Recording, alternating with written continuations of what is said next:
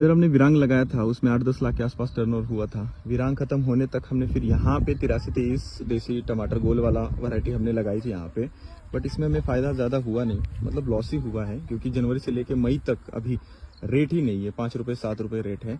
तो हमें इसमें 1.5 लाख रुपए के आसपास लॉस हुआ है। इसमें कुछ हमने मार्केट में भेजा, उसके बाद हमने भेजना बंद कर दिया। लेकिन दोस्तों फिर भी मैं नुकसान में एवरेज नहीं हूँ, क्योंकि हमें इधर 8-10 लाख मिला, इधर थोड़ा नुकसान हुआ। इसके बाद हम नया प्लांटेशन करने वाले हैं मई के महीने में आर्यमान वैरायटी का। तो टमाटर में आपको कंसिस्टेंसी जिताती है, और दूसरी चीज़ क्या है कि तगड़ा उत्पादन कम खर्चे में। तो ये सारा सिस्टम आपको अगर सीखना है और प्रॉफिट में रहना है, तो हमारे कोर्स की लिंक मैं यहाँ पे डाल दे रहा हूँ, आप हमारा कोर्स जरूर देखिएगा।